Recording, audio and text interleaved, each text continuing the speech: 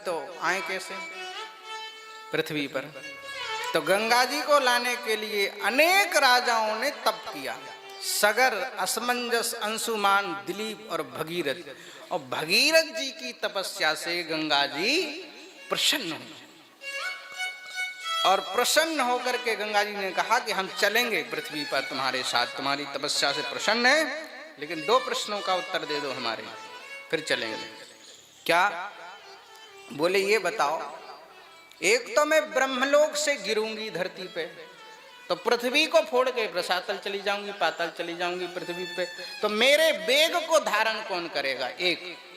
दूसरा कि मैं पृथ्वी पर जाके जब बहने लग जाऊंगी तो संसार के कलिमल ग्रसित जीव पाप कर करके मुझ में स्नान करेंगे, पाप धोएंगे, और मैं पापमयी हो जाऊंगी तो मैं निष्पाप कैसे होंगी? आप ये बता दो, इसका उत्तर दो। गंगा जी ने कहा, कहने पर श्री भगीरथ जी ने कहा कि हम इसका इंतजाम कर लेंगे कि आपके वेग को धारण कौन करेगा। हम महादेव को राजी कर लेंगे और बाद में भोले बाबा को प्रसन्न करके, और भोले बाबा को प्रसन्न करना कोई बड़ी बात नहीं, कठोर नहीं।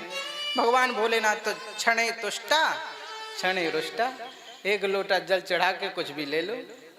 ओढ़र दान द्रवत पुण्य थोरे, बहुत जल्दी दीज जाते हैं। भोले बाबा तैयार हो गए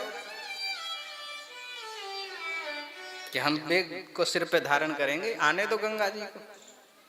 अब रही तुम पापमयी हो जाओगी तो तुम पाप किसमें धोगी, तुम कैसे पवित्र होगी? तो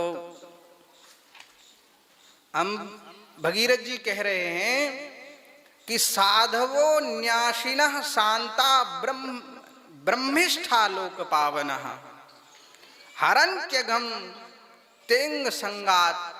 हे गंगा जी, जब कोई ब्रह्मनिष्ठ महापुरुष, जितेंद्रिय महापुरुष, जिसने पर स्त्री, पर द्रव्य, पर दोष, पर निंदा से अपने आप को सदा सर्वदा बचा के रखा होगा, ऐसा महापुरुष जब आकर तुम में स्नान करेगा तो उसके स्पर्श से तुम पवित्र हो जाओगे। बोले ठीक है, अब हम चलते हैं। भगवान अब गंगा जी वहां से चली, ब्रह्मा जी ब्रह्मलोक से। जब वामन भगवान के चरण से, जब भगवान वामन ऊपर के लोगों को नाप रहे थे तो ब्रह्मलोक के ऊपर ब्रह्म कटाह में छिद्र कर दिया भगवान के चरण ने। वहां से ब्रह्मांड के बाहर की एक धारा भगवान वामन के चरण पर गिरी, और वो गिर रही थी तो ब्रह्मा जी ने ब्रह्मलोक में कमंडल लगा लिया, उसमें ले लिया, और वहां से ब्रह्मा जी के यहां से चली, कमंडल से चली तो शिव जी के मस्तक पर गिरी, तो शिव जी की जटाओं में ही खो गई गंगा जी। अब भगीरथ जी फिर परेशान, कहाँ गई गंगा जी, कहाँ गई? बोले यहीं कहीं होंगी, कोई जटा में घूम रही होंगी। बोले प्रभु एक जटा खोल दो। और जैसे ही एक जटा खोली तो गंगा जी, तभी से जटा शंकरी नाम परो है, जटा शंकरी नाम हो गया, और वहीं से चलने लगी भगीरथ जी के साथ। और उसके बाद सप्तऋषि तारा मंडल, चंद्र मंडल को पवित्र करता हुआ जल स्वर्ग में आया। वहां से जलधारा के रूप में वह स्वर्ग से उस जलधारा के 4 टुकड़े हो गए, 4 विभाग हो गए, 4 धाराएं बन गई। सीता, अलकनंदा, चक्षु और भद्रा। उसमें से जो अलकनंदा नाम की धारा है वह भगीरथ जी के संग गौमुख गंधमादन पर्वत पर गिरती हुई गौमुख होती हुई पृथ्वी पर आई, और सारे भारतवर्ष को पवित्र करती हुई कपिलाश्रम पहुंची।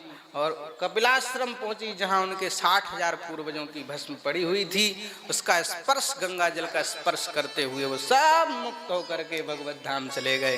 बोलिए गंगा मैया की जय हो। इसी वंश में आगे चल करके ऋतुपर्ण हुए। ऋतुपर्ण के 14